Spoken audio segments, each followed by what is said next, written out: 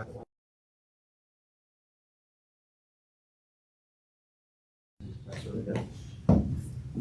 everybody. Good morning. My name is Ryan. Man, I'm a little nervous. I didn't think I would be nervous.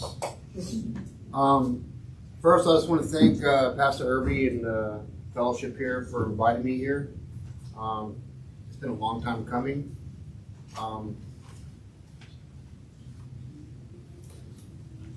Thank you. I'm a recovered alcoholic. I've been sober almost 8 years as of this coming August. Amen. That's all due to the glory of God. I'll just start with this. So I was born in the Philippines at Clark Air Force Base, and we went from there and just kind of traveled the world. We went to Germany twice, Rhein-Main, Han Air Base. Had a really good childhood as far as getting to see the world and traveling and just getting to meet different people. Got to see different cultures. One of the things I'm grateful for that is that it helped me see, people for who they are and not just kind of be stuck in one place where there's a lot of hate in the world. So just kind of moving forward, we moved to outside of Baltimore, Maryland at Fort Meade, where my dad retired from the Air Force there in 1984, and we moved to Texas my junior year in high school. Got down here, went to Marshall High School, graduated, started, went to Texas A&M, Sam Houston State, got a bachelor's degree in chemistry and a bachelor's in environmental science. Moved back to San Antonio, got into the semiconductor industry, and I had, one of my really dear family members used to tell me there's 3 full-time things in life. You've got work, school, and social life. And I never really had much of a social life, but I did work full time, and I went to college full time. I mean, like taking 23 hours a semester, working 60 hours a week, and had pretty good grades. Anyway, when I graduated, I started working at VLSI down here in San Antonio, and this is where I'll start with God. So I kept applying for jobs down here, and I couldn't find one because I kept getting told I was overqualified. So I was working at a gas station down here at Calabria and Tessel for just a brief period of time, and I was going to leave, on the better things because, there's more opportunities. But there's a guy named D. Brown. He had half an arm, and on Sunday morning I see this guy broken down, so I help him with a flat tire, and then he follows me to the gas station, and we got to talking, and he goes, well, I'm the ops manager out here at VLSI. Would you give me a year? So I started working there, and that God gave me favor there. And these are things I haven't thought about in a long time. That just kind of came to me just now. But one of the things that's grateful is it got me into the industry. And after about 16 months there, I applied to go work at Samsung in Austin and got to travel to Korea. I mean, was there a long time. And I picked up drinking alcohol like really, I was an expert at it. I mean, it was to the extreme, like really bad. Like most of the time I drank, I got drunk. I can't say that I saw any issues with it or any trouble. But one of the things I'll say is alcoholism is a genetic disease. Doesn't mean that every person in your family has it.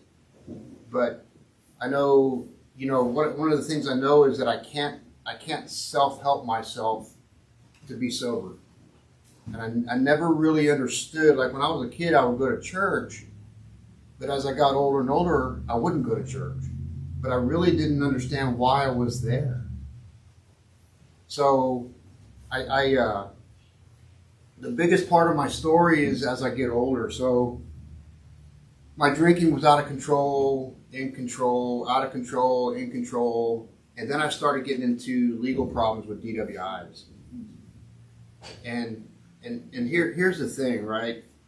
Is, you know, I got into a marriage that I never should have got into. All I can do is just take my own experiences from it. I'm not going to badmouth any sides, but I ended up having a biological son, and you know, he was the victim of my choices more than anybody, and I got removed from his life when my drinking got out of control. So I'm just going to say it this way: I'm going to start in about 2009, 2010. When I got up to my early 40s, I got 3 DWIs in 100 days, and I got removed. They were coming at me with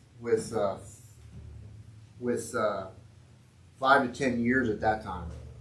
So anyway, I got blessed. I say blessed. They offered me 10 years probation with treatment, but man, I had just drank away my family and my career. They would have put me back out on the streets. There's no telling what would have happened. So I said, put me away. And I surrendered to the Lord, and that's where I found God.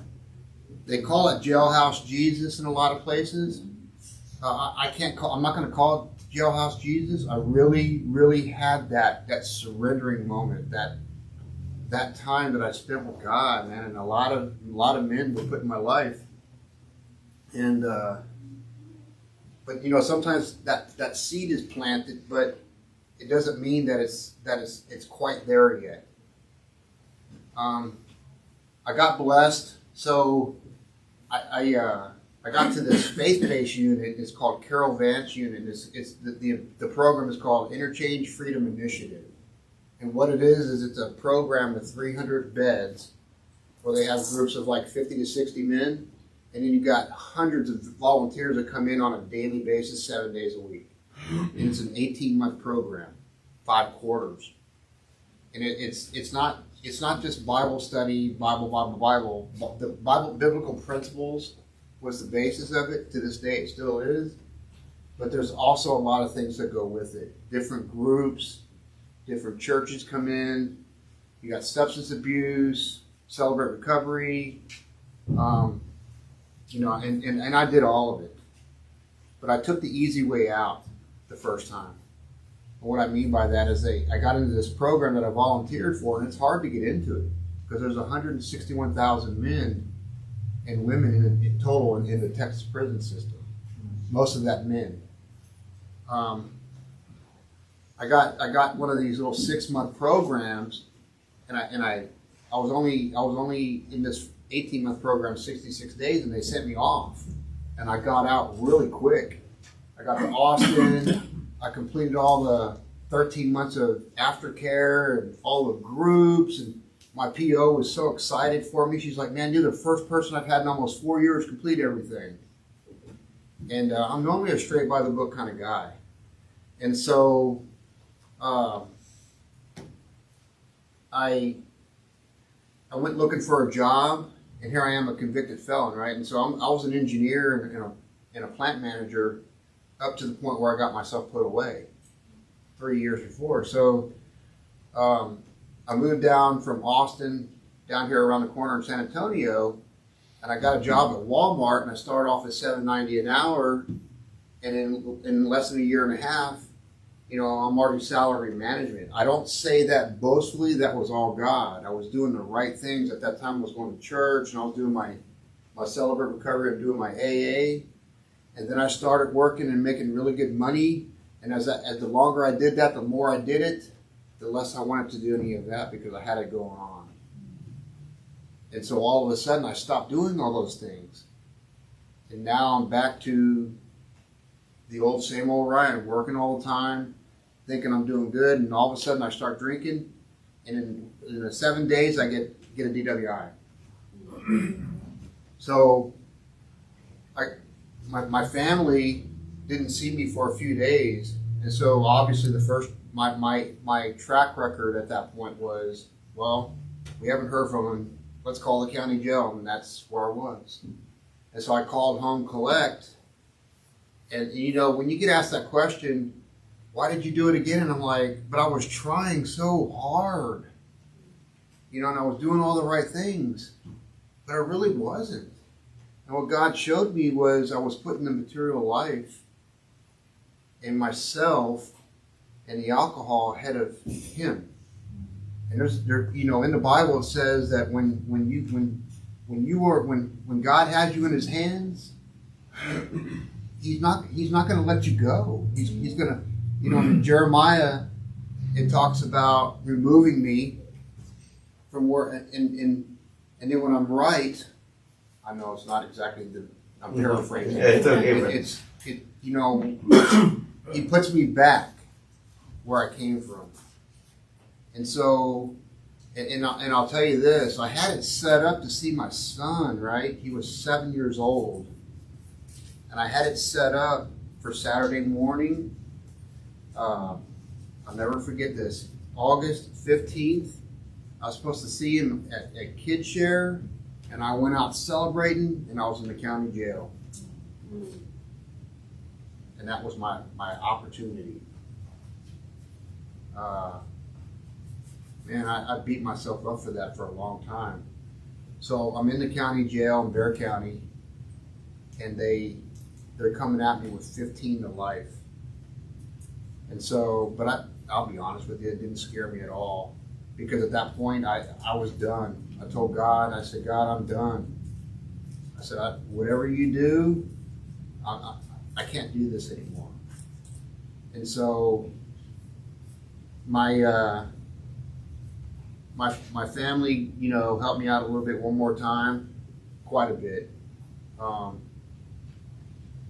Tim Roundtree is an attorney. There was 3 attorneys that came and saw me out of 5.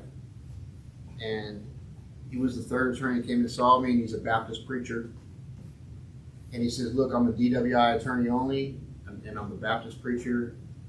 What are you trying to seek? He goes, your mom and dad came and saw me, and, what's going on? And I said, man, just give me 8 years. So the first time that I went down, I had 2 5s and an 8 running concurrent. And all that means is that the 8 overlaps the 5s at the same time. So 8 biblically means new beginnings. And so I made a promise to God. I said, look, if you get me 10 or less, if I got to do all of it, I'm prepared to do that in my mind. Because I didn't want to just get out. I wanted to be out and not go back. At least not that way.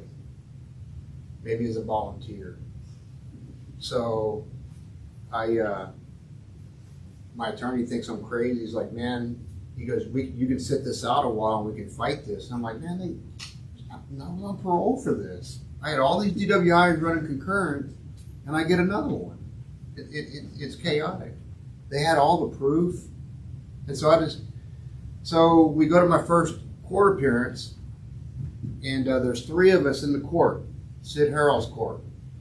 And there's 2 guys that had been fighting their cases for almost 2 years each. And I sat, you watch Matlock and Perry Mason and the room is full. That's not how it works. You got a DA, and the attorney, the judge, and you got a couple people over here, and that's how it was.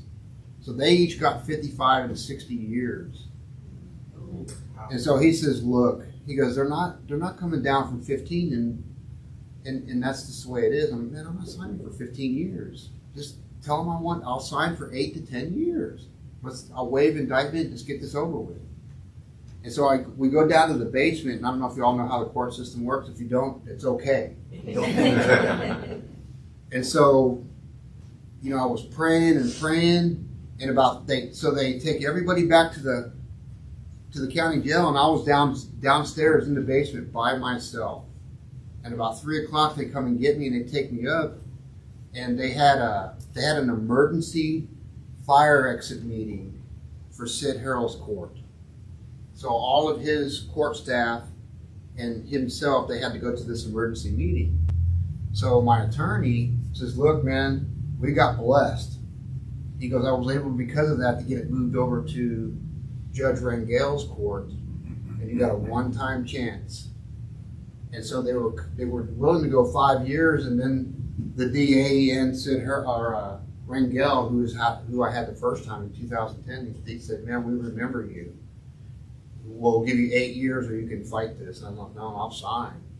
I thought I just won the lottery, because there's a lot of people that get 60 to 100 years in Texas for DWIs. I'm not glorifying DWIs. If you research that, I don't mean one or two. I'm talking about a handful plus.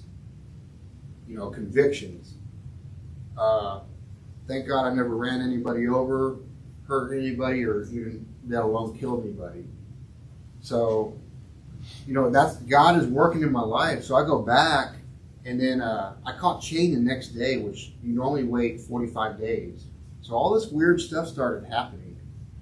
So I get down into the system, and I get Lopez unit. I get sent down to Lopez unit, and it's a rock and roll unit, kind of in a small way because it has state jail and a crazy TDC side. It's not as dangerous as like a high maximum security unit, but it was pretty dangerous because it's wide open. So I put in for a faith-based dorm, and they told me there was a year wait. No joke, man. God working in my life, right? And so I put in a what they call an I-60 request on a Thursday, and on Sunday night there was this huge fight in dorm I was in. They locked us all down. There's 54 men, and at 7 o'clock Monday morning, 4 days later, I got, "Hey, bunk 10, come on, you're going to the faith-based dorm." That was me. So something that was supposed to be a year wait, I got in 4 days, including a weekend. Wow. And I didn't talk to anybody. I had just barely gotten there.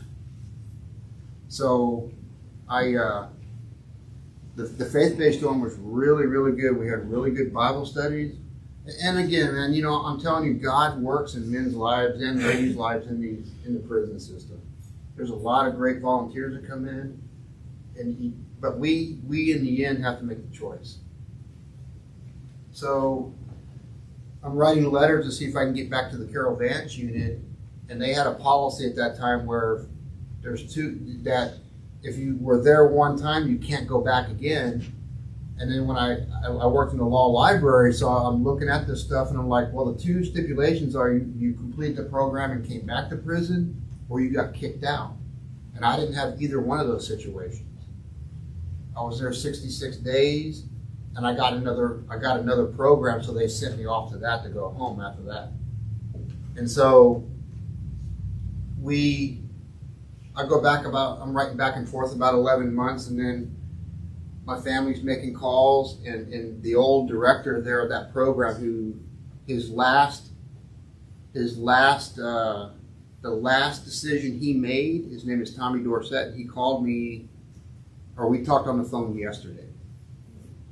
But he wrote me a letter May 25th of 2015, and he says, "Man, I'm going to let you come back." So I knew I was going back to work. And so here's the thing. What makes this unit so great is you don't have all that rock and roll nonsense.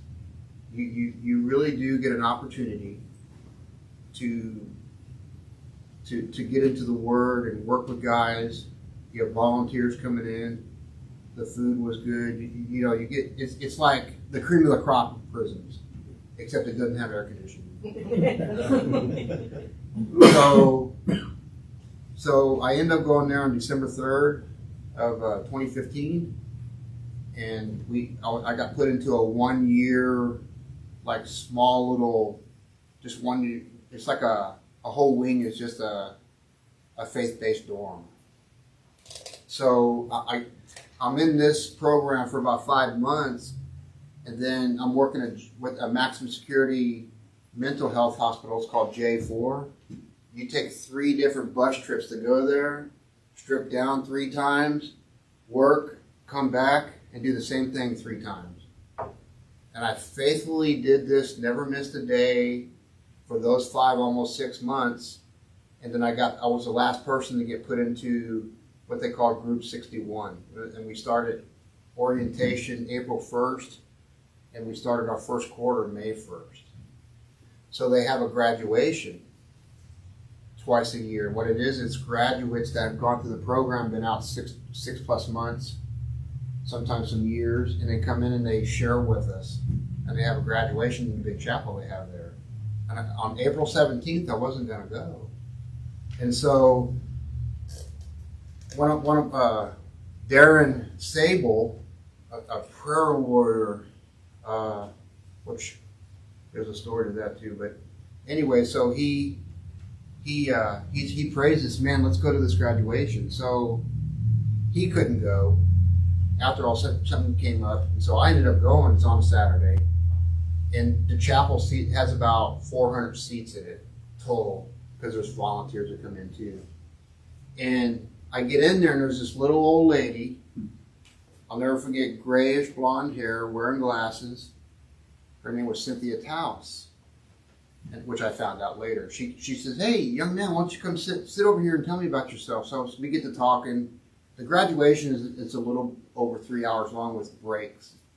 And we get to talking, and I was telling her about what I've gone through, kind of what I'm sharing here. And she, then at the end of the graduation, the program manager gets up to the front, and as respectful as he can, he says, and I would like to tell everybody that we want to welcome the lead voter of the parole in this region, and it's such and such, and it was a lady I was sitting next to. Now, and this is God's favor, right? Wow. She can't stand DWIs, and she told me that. I cannot stand DWIs, but she says, I see something in you. And she says, all these guys all of a sudden want to run to her, like, and I'm like, ma'am, I didn't know. She goes, no, it's okay. So she takes my ID. She writes down information, and she says, have your family call me, and I'll make sure I'm your lead voter. So 3 weeks later, on May 9th, I get called out, and they said, we've given you what they call an FI6, which is another one of those 6-month programs. And I told the unit parole officer, I said, I'm going to refuse this. I'll stay here. And they're like, you can't refuse parole. And I'm like, yeah, I can. I know I'm allowed to. I'm here in a program. I'm not on just some unit. I'm at a program I volunteered for. And y'all are trying to send me through something I've already completed. I'm not going to get anything out of it. And so I respectfully refuse it. And I said, if I have to do all 8 years, I will do all 8 years. I mean, just being real. And so I go back to the grind, and I'm getting back into the program, that I'm already in. And a little bit of time comes by, and I get called back out. And it's Cynthia Townsend. She goes, Mr. Stump, I told you I would give you a chance. What's going on here? Why would you refuse this? And this is what I told her. I said, I promised God that if he sent me back to the same place that I got removed from, that I would stay and refuse any other kind of program that they would try to give me. And God gave me favor. He got me back in when I wasn't supposed to be. So I want to give you a little, the synopsis here is, I had 8 years the first time, I got 8 years the second time. I ended up at the same place again, the second time as I was the first. And the same exact thing happened. Early into the first quarter, not quite 66 days, it was 49 days. And I made that choice. And so she says, let me see what I can do. And then I get what they call an FI2, and she added an other category, and they put in there allowing him to complete the IFI program. So I made parole, but I had to complete this 18 months. And I didn't really tell anybody, because that's the thing is 90% of the people that go through that program get out. And it has about a 7% recidivism rate, which means 93% don't go back within 2 years. At that time, I don't know how accurate that is now. This is years later, right? But so, man, I just had a lot of favors. One of the things I got to do is they had shut down the computer lab there for a little over a year because of some nonsense that some other people that were that were running it at the time and did violating the rules, like state law rules. And so, God gave me a favor. I went from the worst job to the cream of the crop jobs. And there's a handful of jobs, but my background is engineering and IT, and so that was like, man, here you go, right? And so, and everything that we did in that computer lab is real world stuff. We had servers, we had real computers. I was able to talk to the vice president, who I talked to yesterday and 2 days ago of Prison Fellowship, which is the big nonprofit worldwide that puts the money out for all this stuff that we're doing to try and rehabilitate. And the thing is so they got computers. I was able to get computers donated rather than these 30-year-old computers that were, early 90s type models. And so,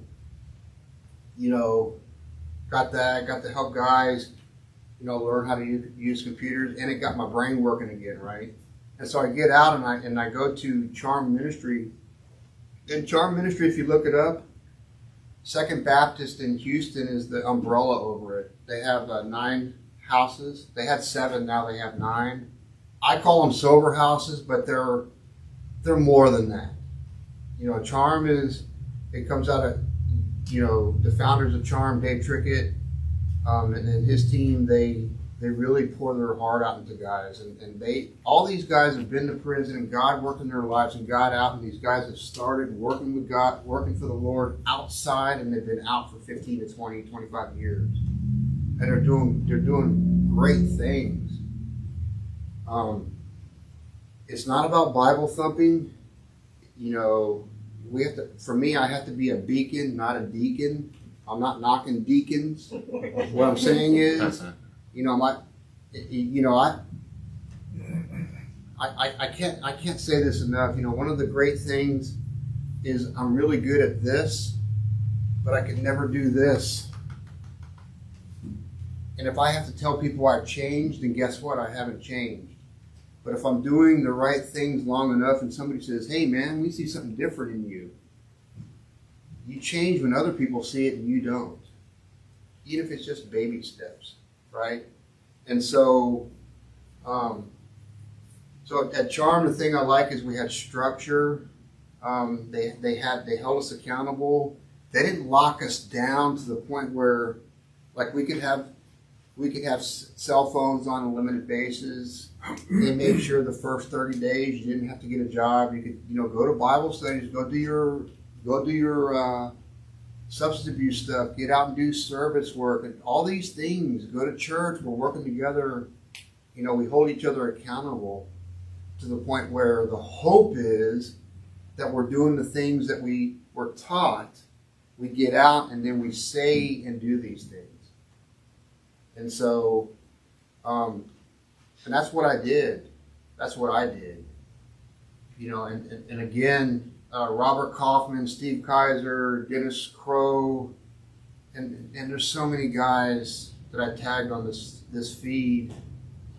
If they're on Facebook Live, these are guys and some ladies that God put in my path that all poured into me, and we all helped each other. And we come from different walks of life. We do. Some people just lived on the streets all their life, but I'll tell you, they're doing great things, man. Great things. I've got 4 college degrees, and I couldn't smart my way into recovery, and I couldn't buy my way out of trouble. And the only thing I can say is the favor that I've had is due to the man upstairs. That's it. I mean, pretty straightforward. One of the things in Luke 21:13 through 19, it says, this will be a time and opportunity for you to testify about me. Capital M. So make up your minds not to prepare beforehand to defend yourselves, for I will give you skillful words and wisdom which none of your opponents will be able to resist or refute. but you will be betrayed and handed over by parents and brothers and relatives and friends, and they will put some of you to death. And you will be continually hated by everyone because of your association with my name, capital N. But not a hair of your head will perish. By your patient endurance and empowerment by the Holy Spirit, you will gain your souls. You know, what that tells me is God is using my testimony to help others. You know, this is the first time I've been able to do this in front of a church.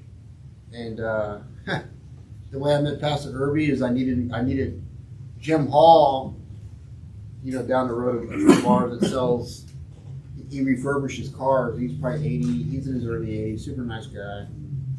He's been sober in the Lord for 52 years. And he said, yeah, just go up here, man. He shops around for all the different insurances. And so, you know, I hadn't had insurance at that time. You know, I there's so many things. I don't know if there's this format's the way I'm supposed to do this, but you know, it's more than just being sober. It's more than not drinking. You know, I thought those are the only things I had to do, man. But you know, I do the same things drunk as I do sober. I'm just more open to saying certain things that I've drunk that I wouldn't say sober. But you know, and I had somebody tell me, man, if you're going to be like that, why don't you just go drink? You know, Texas took away my license for life. They said you'll never get it back. It wasn't just, it just wasn't suspended. It was revoked. There's 3 medical levels legally that you can lose your license for good and never get it back. And what they do is they send this notification. In 20 days you have, including weekends, 20 days to respond to it or it's revoked. Well, my loophole there was you didn't mail it to me, you mailed it to somebody else, which was the truth. Because my address was Lopez Unit, Carol Vance Unit, Darrington Unit, wherever I was in transit or where I was stationed. And so, you know, there's a lot of things that I saw in transit. There's a lot of things I saw that I don't share too often, and this is not really the forum for that. But I'll just say there's things that happen in that environment that, you know, a lot of people think we're just eating lobster and AC and watching big screen TVs, and it's everything but that. But anyway, so my license was revoked, and so I submitted with the medical board up in Austin as 2 different ladies. They alternate Thursdays. I'll never forget this. You can only talk to them on Thursdays. And they have 2 doctors that alternate with them on Thursdays too. And so when one of the things I got out in Houston, they have this gold card that you can get health insurance and dental insurance.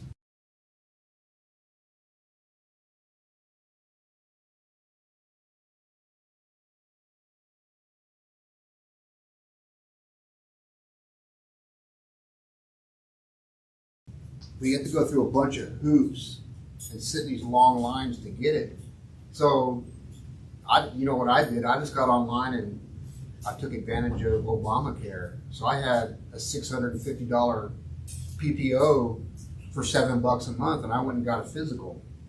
And I say that because, you know, it's one of those things. It's in the system. Whether people agree with it or not, I took advantage of what I could. Right, and I use it for my health. And so, anyway, I got this physical, and the medical board told me that I had to get a doctor to give me a complete physical. I had to take blood work.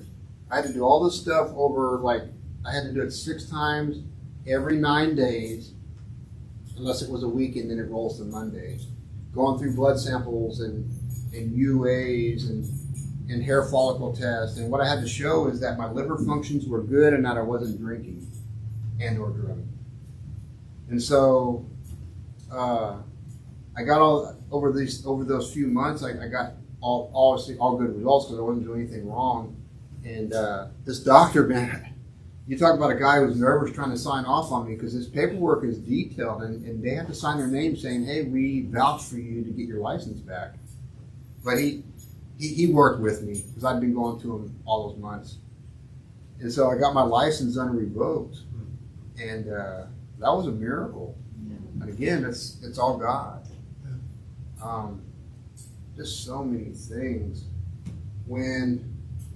So I moved back to San Antonio anyway, and so I started working at Walmart again, and I got promoted to co-manager.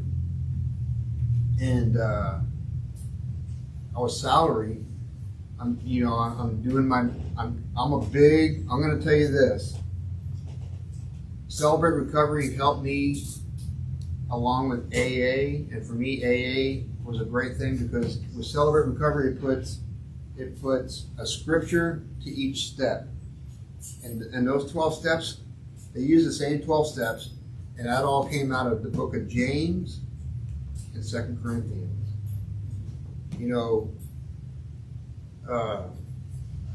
James 4:17 talks about. You go to James 4:17. It talks about when you know you're doing the right thing, but you don't do it.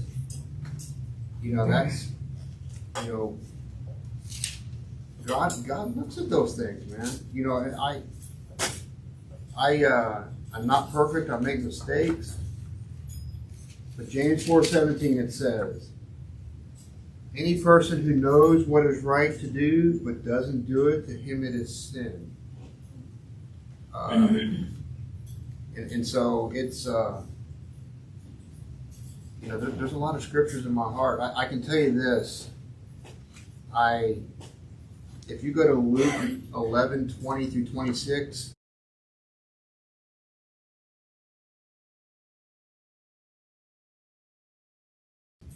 it talks about the finger of God on your heart, and then it leads into where it says where He casts out that spirit, and you cleaned house, right? And what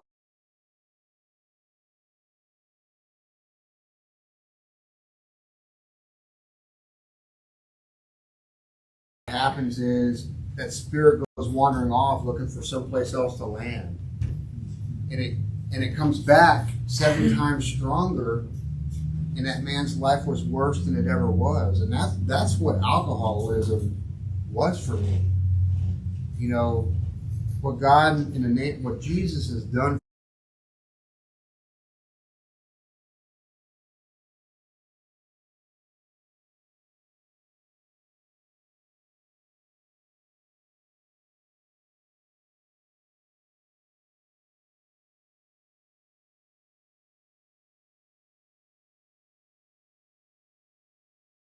for me is He's taken away that obsession mentally and physically.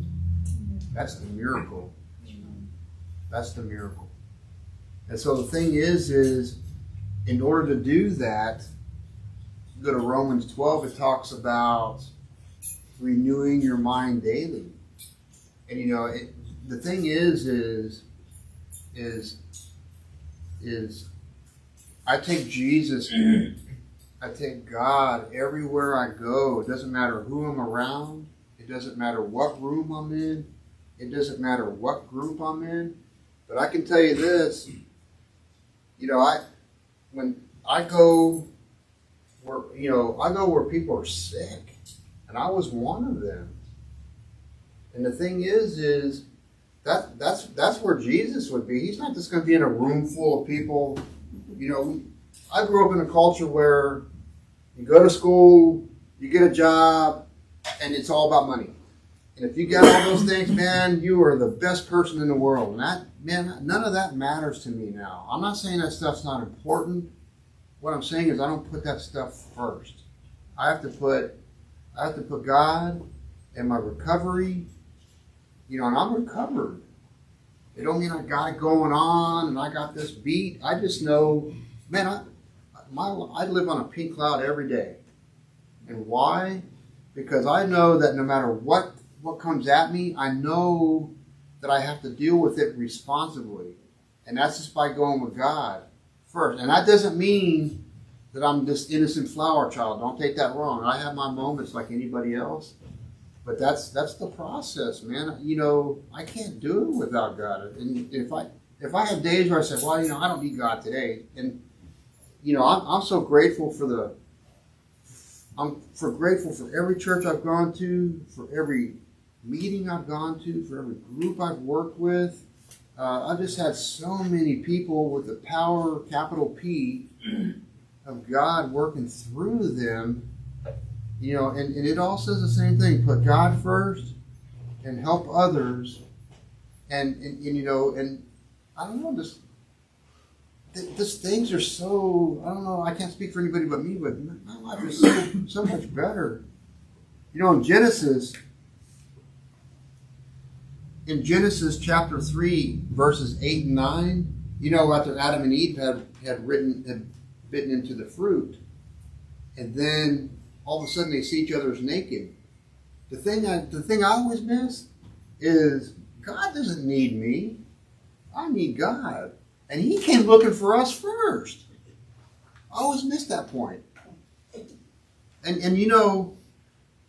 Jesus is pretty humbling. When He's up on the cross and He's got the two criminals on each side, one on each side. And He says, Father, have you forsaken me?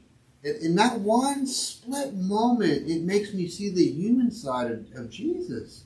Because just for that one split second, he put up with everything and sacrificed his everything. Bless you. He sacrificed everything, for us. And the thing is just for that split second, and then God opens the heavens. And then, over that period of time, the resurrection happens. And so the thing is let's see, James 1:27, where it says, therefore to him who knows, what was it? Sorry guys. 1:27, where he says, pure and unblemished religion, as it is expressed in outward acts in the sight of our God and Father, is this: to visit and look after the fatherless and the widows in their distress, and to keep oneself uncontaminated by the secular world. We have to be, I don't have to be that. I used to chase material value, and on paper I'm an HR nightmare. When I was at Walmart, I was working 100 hours a week, and we had a fire, and this guy went in there and burned the whole store up, and we were gutting it and rebuilding it all. And they don't hire people to do that. It's called your own employees. It's not contractors, except for like electrical and plumbing stuff. But, the one of the things I'll say is, even though we were overworked, the one thing I'm grateful for is that, they gave me a chance. One of the things that really have faith in God, one of the many things is that I'm a felon, always will be a felon on paper. So the word felon is a noun, but I can put recovered as an adjective. I can put, redeemed. I can put forgiven. A forgiven felon, a recovered felon, a redeemed felon, right? And I'm open and honest about what I've been through and who I was on paper. And I was speaking at Celebrate Recovery 4 years ago. I was speaking at 3.5 years ago. I was speaking at Celebrate Recovery over at Destiny Church back a few years ago, and there was 2 veterans there, and they said, "Hey, why don't you come speak at Warrior's Heart?" And Warrior's Heart is it's a great place. It's in Bandera, Texas, on 700 plus acres, and they're the only treatment center that dual diagnoses for PTSD and substance abuse addiction, just for veterans, active duty military, or any kind of first responders. And so I go up there and I give my testimony, and on November 3rd of 2015, I used to journal a lot. And one of the things I put in there was, God, how can I work in recovery and get paid to do it? So they asked me if I had a resume, and I'm like, well, I'm not looking for a job. And then I was like, well, what's it for? And they said, we're sober living in IT stuff. So it's 2 separate jobs, 2 separate salaries. And, so I was there for 3 weeks minus 2 years. And it was a lot of hours. I was really dedicated. They have a great staff there. It's a great place to work if you can dedicate 100 hours a week to that. And again, when I say that, if you don't have anything outside of work, then it might be worth it to a lot of people, because the old me can do that and still would do it. The one thing is, I took a huge pay cut to go there, and it didn't make financial sense, but I was there, and I gave them about 5 months to say, hey, I really need some help here. What are we doing here? And it just grew and grew and grew, and it was hours. So the downside for me is I had to take care of my own house. And the best way for me to take care of my own household and myself and my family was to give notice respectfully over a number of weeks to train a replacement and move on. And that's what I did. And I'm grateful for that, because, Jackie and Anissa and Allie, God's blessed me with, family to take care of, and we all come from, in some shape or form, a background in active addiction. And what I get to see is I'm on the opposite side of where I was with my first opportunity with them. Instead of me being the active one in the mess, I'm on the other side trying to be the provider and as responsible as I can. I'm learning just like everybody else. I want to be a dad so bad, and it's there. It's just the best that I can. It's not to replace anybody or somebody to replace. It's just God putting us all together, just part of it. And it's an amazing thing, Malachi 4:6, Jack and I prayed this every day, and sometimes we get angry at each other. It's like, man, if it's going to happen, why hasn't it happened all these years? And, God returned, the Father turns the hearts of the fathers to the children, and the hearts of the children to the fathers. That's a powerful prayer, man. And, and God speaks to us through people, through the word and prayer, and it just happens. I've seen too many miracles, and there's going to be more miracles, and this is just preparing me for the next miracles coming. When that happens, I don't know. That's all God's timing. And you were talking about Romans 8, where you're talking about being in the flesh and not in the flesh, the mind of God and the mind of self, and man, it's a revolving cycle. But the one thing I know is that this is the best my life has ever been, and I'm not going to say that I wish I could have done some things different. The thing is I tell people, if you would say, so you would want to go to prison again? No, I wouldn't. But now that I've come out on the other side, I'm grateful for everything and everybody that's come in my path, good and bad. That's I really, Jesus said, remember that if they hate you, they hated me first and hated me more. And it's crazy. I don't try to push anything on anybody. I just do my part, and it draws people to you.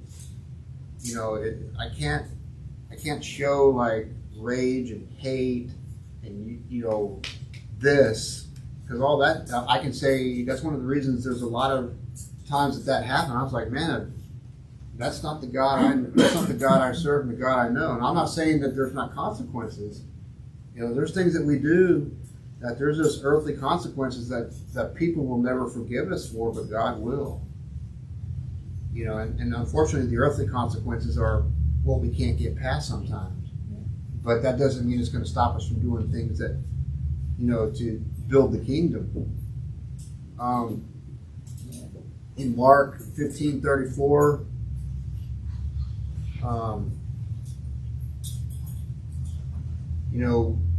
that forsaken feeling,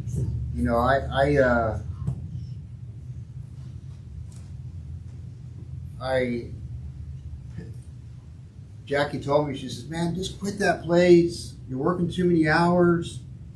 I don't care if you have a job or not. That's where we got sober and responsible, is we were able to, we're not rich, but we were able to do some things with the Dave Ramsey stuff and some Rich Dad Poor Dad stuff, and just trying to be somewhat financially responsible to where if something happens, you can still cover everything. And so we one of our friends in church and AA, he lives in Kerrville. Marty, you're on. And he says, hey, we've been looking for an IT guy out here at La Hacienda Treatment Center. And I was like, man, that's 70 miles away. And so I went online, I prayed about it. And so, because I'm going to tell you something, when I left Warriors Heart, nothing against Warriors Heart, I loved it there. God had a purpose for me there, and it got me to where I am now. But one thing is that I had this weight lifted off my shoulders, because I was trying to do too much and take on too much.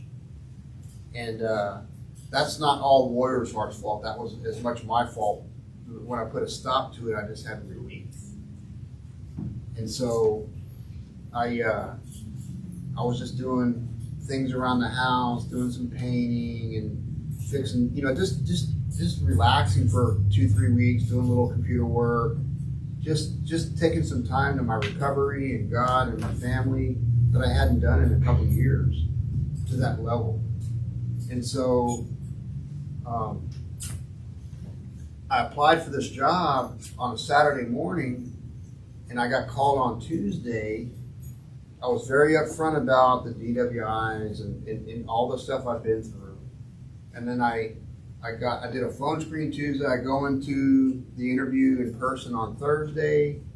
And here's the cool part. On 3/16 of last year, they offered me the job, right? And I had a staff. And so I didn't have to take a huge pay cut. I ended up making about 3 times, 2.5 times what I was making. The benefits are much better. We get a lot of time off and holidays. And they really stress on, the 2 ladies that hired me, they prayed with me in the interview. I didn't ask for that. It was just a whole different vibe. And so the thing is, I work 40 hours a week, and I drive back and forth at least 3 to 4 days a week. I get to work remote at least one day. Sometimes, that it depends on how the staff load is and things going on. But my phone never rings. Before, for 2 years, this rang every night. I was taking calls at 3 o'clock in the morning every night. And I'd get home sometimes at 10, 11 at night. Am I running out of time? No. I'm reading the Bible passages with you. So I'm almost done. Sorry. So I just say this, man. On 3/16 last year, they offered me the job. Tonight is 3/16, and then John 3/16. I'm telling you, man, I can't make this stuff up. God has a sense of humor.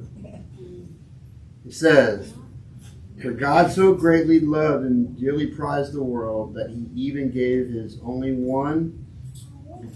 begotten Son, so that whoever believes and trusts in Him, capital H as Savior, shall not perish but have eternal life."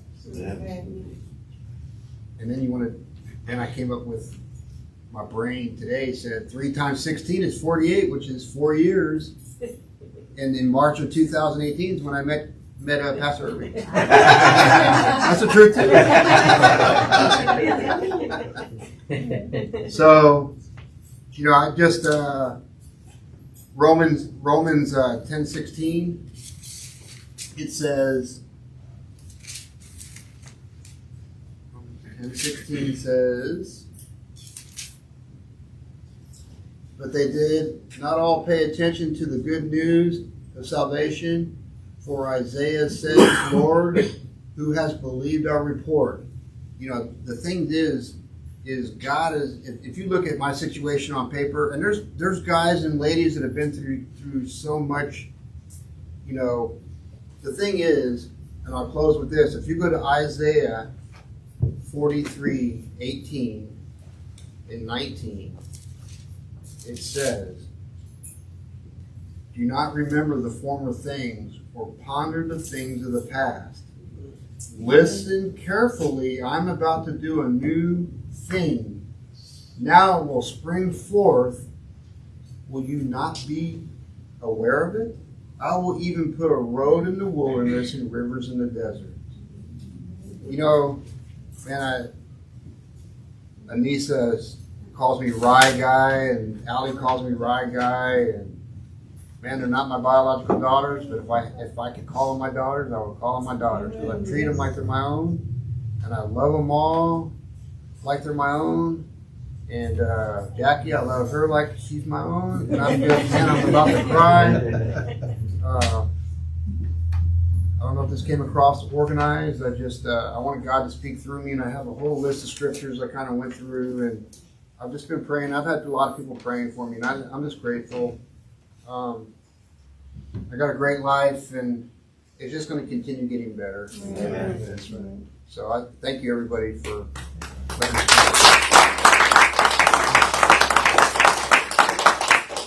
I want to allow an opportunity if any of you have any questions or anything you would like to share or anything before. And thank you, brother, for your testimony and Appreciate that. for sharing that. I know it takes courage to come up and to speak. It's difficult, but you did it. But I want an opportunity if anybody has any questions or any comments.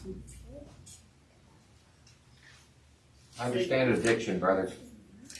I'm an alcoholic as well, and I gave it up to the Lord in 1996, and I've been thankful ever since.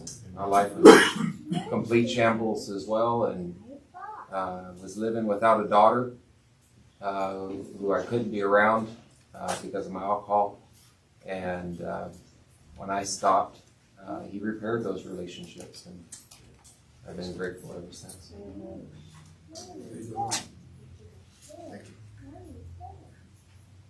I would like to know from your point of view, Jackie, if there's from your end, what have you seen? I know it's kind of putting you on the spot, but is there anything you'd like to share, maybe? Or he's just been a very loving, compassionate, understanding man in our lives. Very supportive.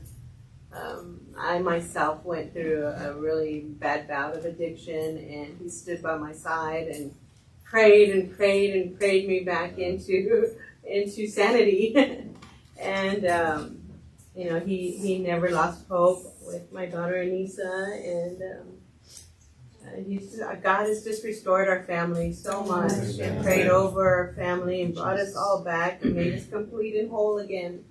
And Ryan's been just the leader and leader of our family, and we pray together, and it's just been a beautiful walk, a beautiful journey. Amen. Amen. Thank you for sharing that.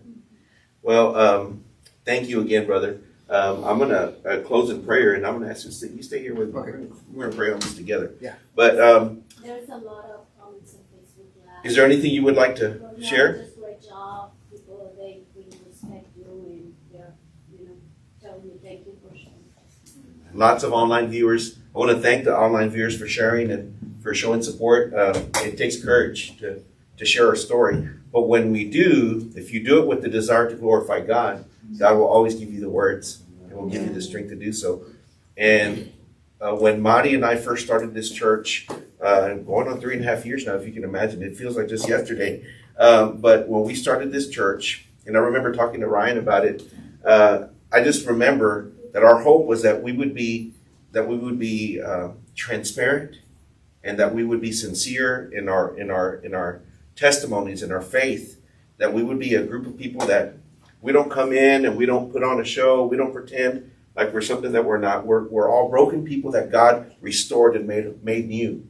And that when we can come and celebrate in that together, then God gets the glory. And that's always been the hope of this church. And I think this church is reflecting that. And so this is well received and God is glorified by it. So Amen. let's go to the Lord in prayer. And if you have not had a chance to meet Ryan, when we dismiss, please come up and just introduce yourself. Let's go to the Lord.